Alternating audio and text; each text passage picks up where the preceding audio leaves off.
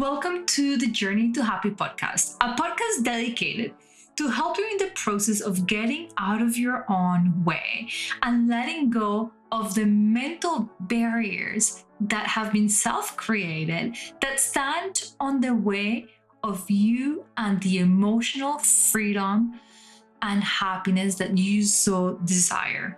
I am Olga, your host, and in here I'm going to offer you raw but real examples that will help you step into the shoes of becoming the CEO of your own life. Because let's face it, in a world where you can be anyone you want, why not promote yourself to the CEO position?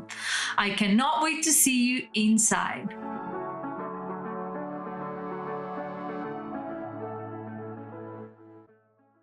Hey guys, welcome to another episode of Journey to Happy. I am Olga, your host, and I, as always, am very excited to have you listening. By the way, we're celebrating over 30,000 downloads of the podcast, and I am incredibly thankful. I realize that there's people listening to this podcast from all over the world, actually almost a country in every continent, which makes me extremely happy. So thank you for listening, and I am very honored that you're here and that you're listening. I would love to hear from you guys. So don't be shy. Come into my Instagram, say hi to me, send me a message. I personally answer myself all the messages that I get in my DMs. So don't be shy. Come on over to Olga S that way and say hi.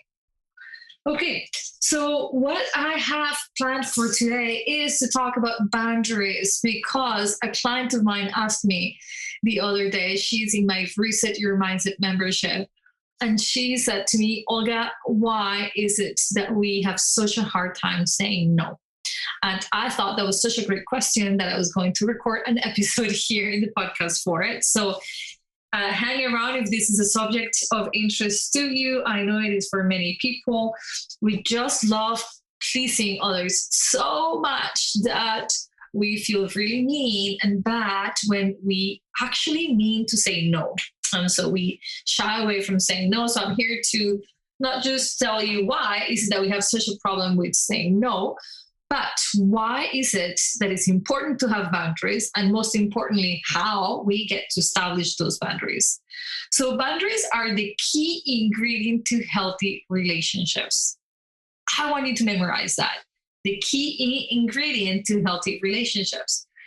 Primarily, the key ingredient to a healthy relationship with ourselves, ladies and gentlemen.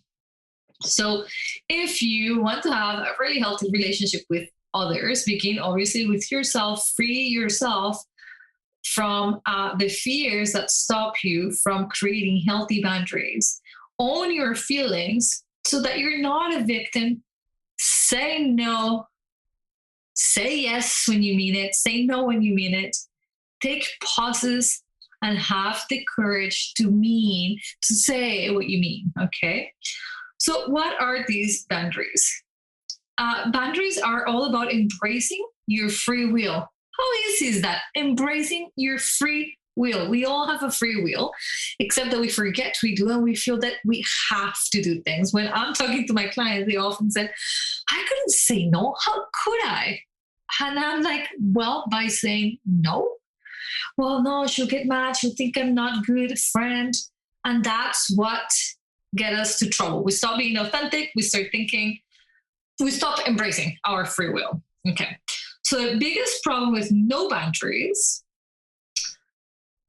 is that we choose fear over what's in our best interest.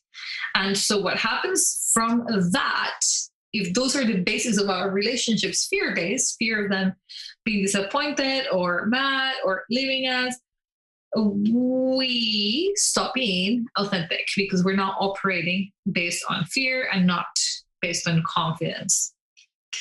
Our actions begin to be ruled by what ifs and not what is. So again, I'm going to go back to my clients because they're the ones who give me these objections the most. They will say, Olga, but what if he leaves? And my question always is, but what is happening right now? Has he left? No. So what if you say no? You don't know what their response is going to be because you've never said it before. Your fear does not allow you. And most of us don't love hearing the word no. We don't love it when people suddenly have boundaries.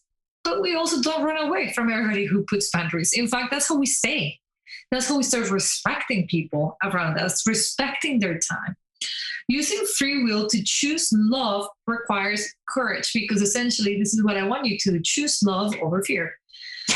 So love for yourself. If you don't want to go to a party, honor yourself, honor that feeling. Say, no, I'm sorry, I don't want to go to a party. If somebody has an issue with that, that's their problem, something that they need to figure it out themselves. So love is not conditioned to be flawless, right? That would be like hanging out with the wrong crowd. Like if love is conditional to being perfect, that's not love. And I want you to think about that when it comes to the love of yourself, because I'm sure you're forgiving of people having many flaws and not being perfect, but maybe less forgiving of yourself. So it does take courage to learn to love ourselves with all of our flaws. And it takes courage to be present, to look within. How do I feel about Olga inviting me to this party? And then like we all hear this voice. People tell me, but what if you don't even know how you feel? That's not true. You do, but you're so used to quieting that voice that you don't listen to it. So we all know how we feel. We just need to have the courage to look within, to look at fear right in the eyes and say, I know you, but I choose love, my friend.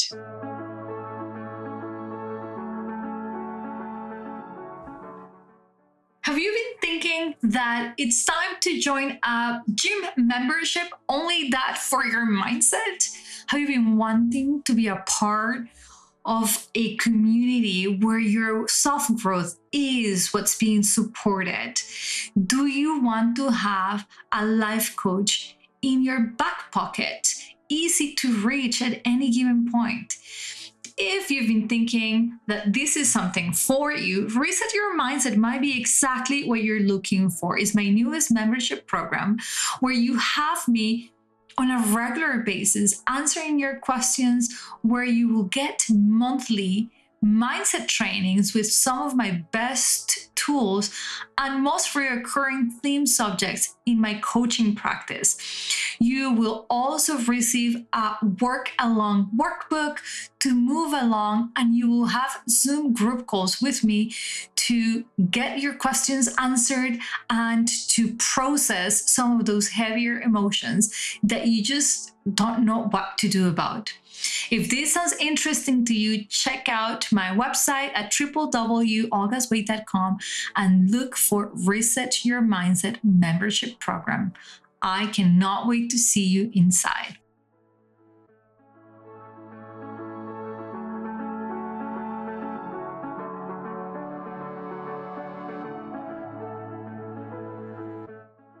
So I ask you to write a contract with love, one that says that you are going to honor what's within you, that you will say yes when you mean it, that you will say no when you mean it. So what do you need to keep in mind when you're building boundaries? Let's just explore the objections or the limiting beliefs that come up when you think about setting boundaries. If I set a clear boundaries, I am afraid that, fill out the blank. What is your fear? And let's dive even deeper into that fear. What did you grow up observing about limiting beliefs or boundaries with limiting beliefs? And what did you grow up seeing about boundaries? Like, for example, I had a client who told me her mom had raised her to say, if anybody offers you something, you say no. It's polite to say no. You don't take, like if she came to my house and I offered her tea, she had to say no. That was the polite thing to say. But there was a rule to this. The person will ask 2 more times. If the person asks 3 times, the 3rd time, then they say yes. We sometimes, our parents have like some funny ways of thinking, and we grew up looking at that. Or maybe we grew up with parents who never said no to anybody, and then we'll hear them complaining about like, oh my god, we gotta help so many people, because they actually never got to say no. So sometimes we don't even have the clear boundaries ourselves, as examples that we have seen people have healthy relationships by saying, no, I don't like the way you're talking to me, or no, I'm not going, and I'm not going to apologize about why I'm not going. I just don't go. Don't feel like going. Were you encouraged to speak up and to speak your mind when you were in school and while you were growing up? Or was this kind of something that was not quite encouraged in your home? It was somebody's opinion and that's it? Because this impacts your ability to say no, to speak your mind, right? So if you grew up in a place where that was not encouraged, you might begin to understand now why that is going to take some more effort for you. It's not impossible. We have all done, I mean, not all, but many of us have done it. And it's definitely a matter of deciding that no, although this was not the common thing while I was growing up, I decide that I am going to speak my mind. How did your mom and dad show you personal boundaries? How did your parents respond to you saying no or I disagree? Was that like seen as a good thing or as a bad thing? Was that like my parents will get really excited actually, like good for speaking your mind. I'll make a better.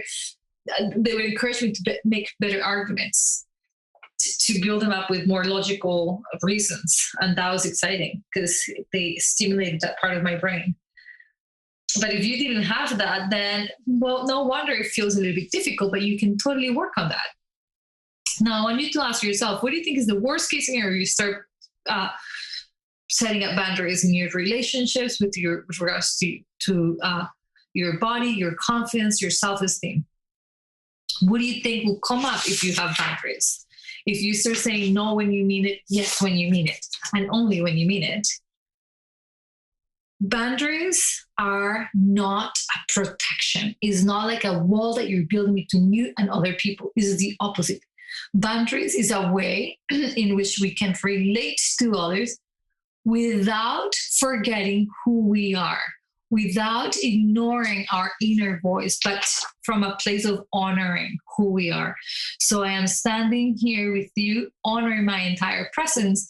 And if I get invited to do something, or if something happens where I feel much of my time, more than what I want to give is going to be taken, or more of my personal energy is going to be taken, I'm going to say no, period. So it's not about protecting, it is about honoring. And I really want you to remember that. It's about being truthful. It's about not letting the people pleasing that lives inside of you take over what's best for you. It's putting yourself first and listening to that inner voice that is dictating for you what's going to be really good for you. Now, when we don't have boundaries, we end up resenting people. You end up doing so much for people that you be thinking like, oh my God, this person is so abusive, always asking me, always asking for more.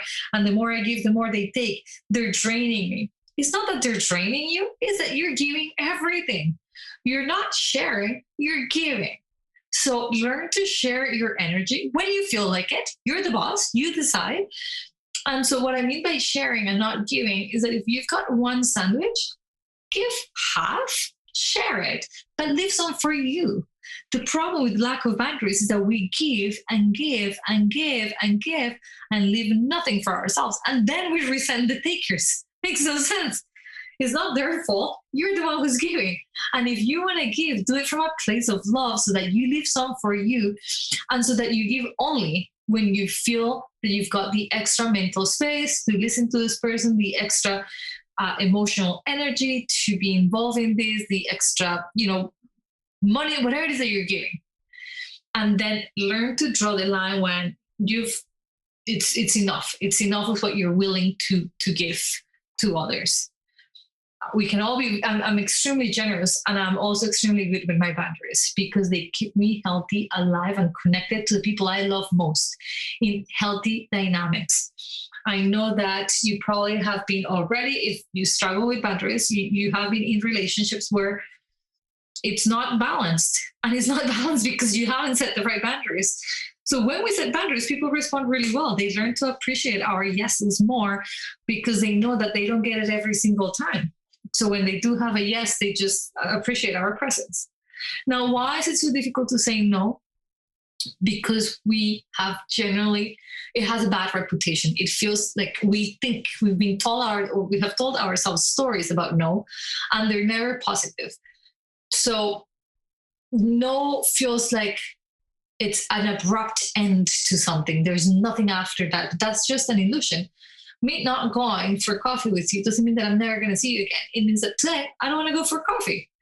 And so when we change the meaning of what no means to us personally, and again, I go back to what most of my clients tell me. Why is it hard to say no? Because what if they think I'm rude? We don't want to be rude. We want to be polite. And somehow we got the meaning of no as being impolite. No is an answer and is as valuable and as respectful